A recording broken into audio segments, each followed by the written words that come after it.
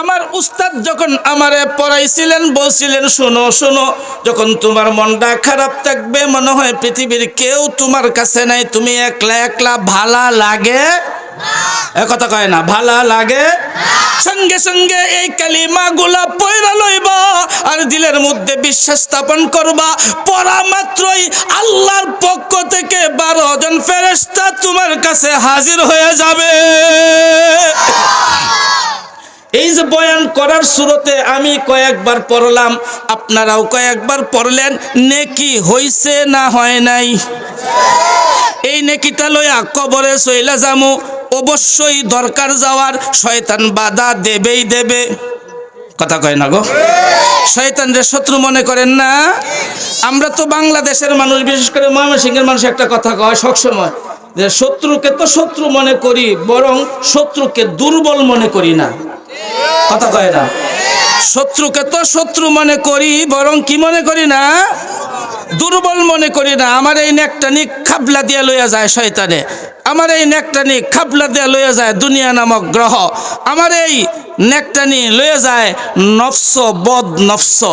এছাড়াও এই নেকটাকে আমরা নিজেরাই অনেক সময় শেষ করি।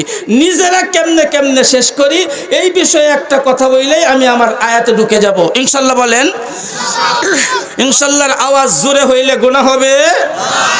আমার একটা আওয়াজের ওয়াজ আছে, কইরালাই 1 মিনিটে, নাকি কন? এটা না কইলে ভালো লাগে না। আচ্ছা বলেন তো, গোয়ালঘরে আমাদের দেশে জোয়ান পোলাপান থাকে না বুইরা বেড়া? এই কথা কয় না কেন রে? জোয়ানরা থাকে গোয়ালঘর, গরু পাহারা দেওয়ার জন্য বুইরা। এরে সুরে ধাক্কা দিলে খুঁজে পাওয়া যাইব? তাহলে বুইরা বেড়াটা যাই না, শুই না থয়কে। আমার কথা হলো সুরে এরা ডরাইকে, কথা কয় না? তাহলে সুরেও আরে ডরাই কেন? সুর নিজেও তো জানে এই বুইরারে ধাক্কা দিলে হাসপাতালের আগে খুঁজে পাওয়া যাবে। তারপরে সুরে বুড়া মানুষটা ডরায়নি। যে বুড়ায় কি করে, যখন ভাস পায় কেউ আইতাছে, কয় এছাড়া বুইরার করার আছে কিছু? এই শুই নেই, সুর দৌড় দেয় কেন? সুরে এটা জানে এই বুইরা যদিও আমার লগে গায়ে পারবে না, এর আওয়াজের মধ্যে যে পাওয়ার আছে, 2-3 বার করলে নাতি লাঠি দিয়ে দৌড় দিব, বড় পোলা বলম লিয়ে দৌড় দিবে, মেজু পোলা রান্দা নিয়ে দৌড় দিবে, তখন আমার পানিয়ে যাওয়া তো দূরের কথা, লঙ্গি লইয়াও বাড়িতে যাইতে পারবো না। কাজে আওয়াজে পাওয়ার আছে না নাই? জোরে বলতে হবে, কিছু আওয়াজে পাওয়ার আছে না নাই? কাজে মুরব্বীর হালকা আওয়াজের মধ্যে যদি চোর পালাইতে পারে, আল্লাহর নামের ধ্বনিতে শয়তান পালাতেও পারে, ঠিক না বে ঠিক? আমার আলোচ্য বিষয়ে যেটা এখন বলছি, কিছু নেক আমল তো আমার আপনার জীবনে আছে আলহামদুলিল্লাহ, কিন্তু এই নেক আমলগুলো মাঝে মধ্যে নিজেরাই ধ্বংস করে দেই।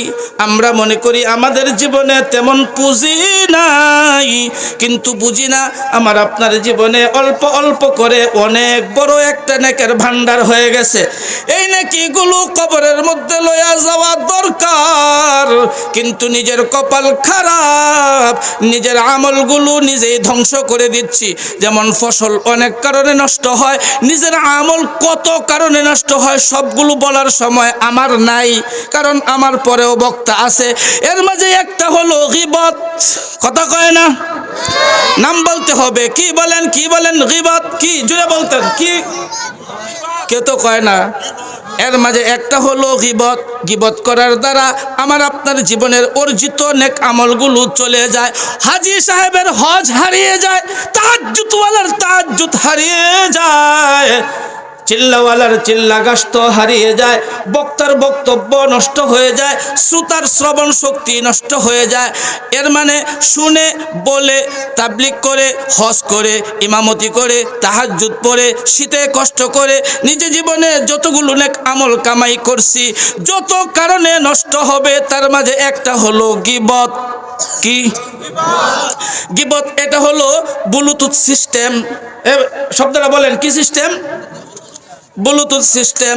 যখন আমি আপনার গিবত করতে লাগলাম, অমুক লোকটা খুব খারাপ, আরেকজনে বলল হ ঠিকই বলছো, আরেকজনে চুপ কইরা শুনলো মজা নিয়া।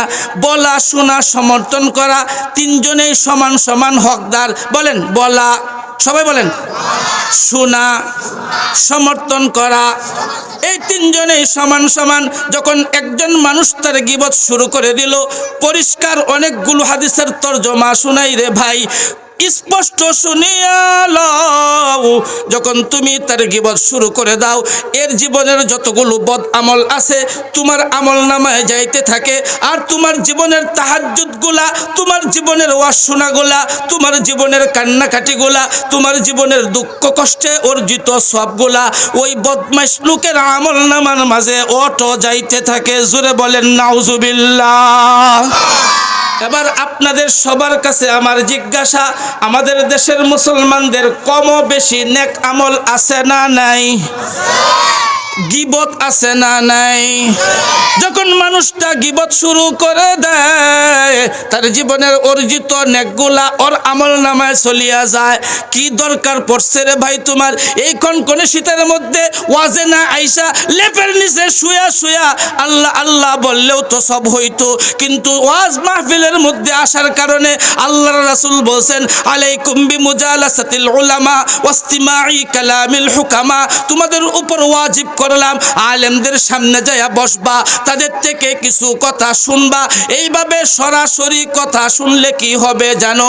আসমান থেকে বৃষ্টি পড়লে যেমন শুকনা জমিন তরুতাজা হয়ে যায়, আলেমদের সামনে বৈশা কথা শুনলে মরা অন্তরগুলা আমলের জন্য আল্লাহ তাজা বানায়া দেয়।